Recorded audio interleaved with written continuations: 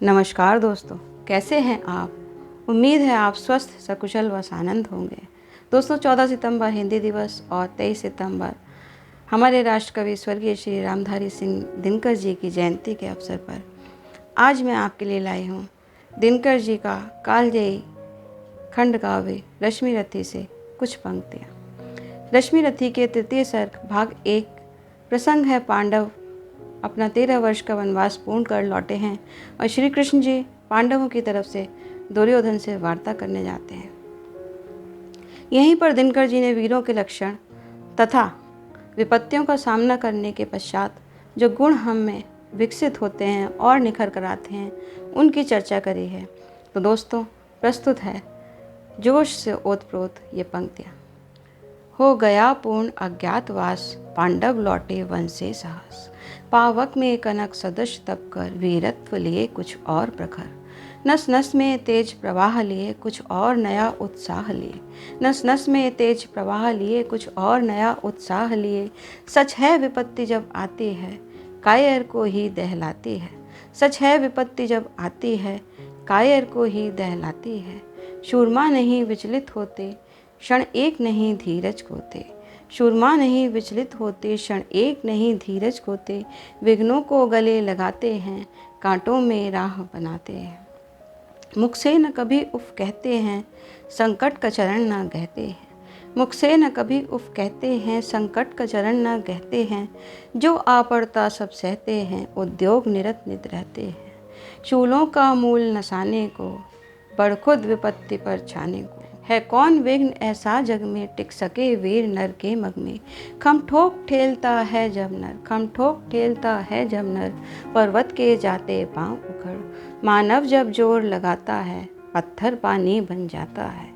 गुण बड़े एक से एक प्रखर हैं छिपे मानवों के भीतर।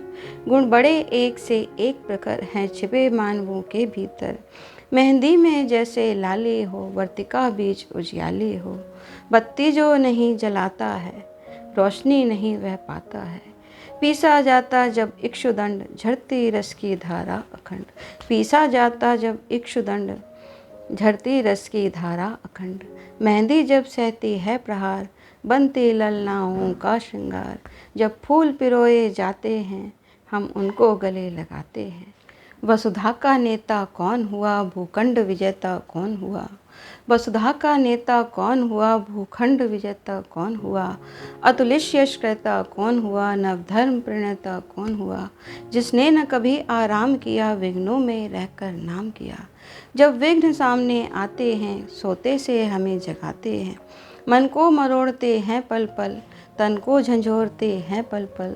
सतपथ की ओर लगाकर ही जाते हैं हमें जगाकर ही। वाटिका और वन एक नहीं, आराम और रण एक नहीं।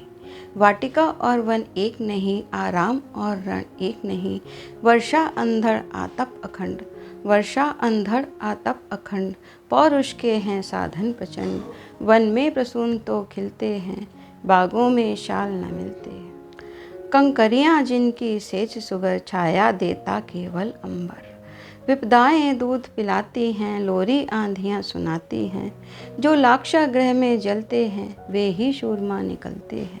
जो लाक्षागृह में जलते हैं, वे ही शूरमा निकलते हैं। बढ़कर विपत्ति पर छा जा, बढ़कर विपत्ति पर छा जा।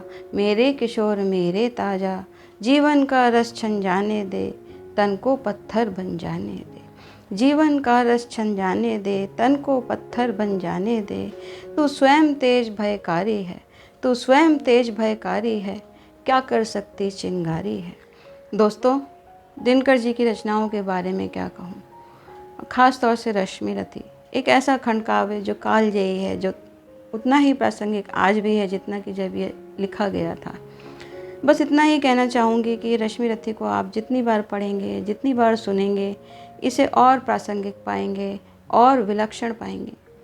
महाभारत के विभिन्न पात्रों और दृष्टांतों को एक अलग नज़रिए से देखते हैं रश्मि रथी। ये जहाँ जीवन जीने की कला सिखाती है, जीवन जीने का एक नया अंदाज देती है, वहीं उचित और अनुचित में भेद करना भी सिखाती है। तो दोस्तों, कैसी लगी आपको ये वीडियो ज़रूर बताइएगा। फैमिली और फ्रेंड्स के साथ शेयर करिएगा सब्सक्राइब नहीं करा है चैनल तो ज़रूर सब्सक्राइब करें, हमारा हौसला बढ़ेगा। Thank you so much.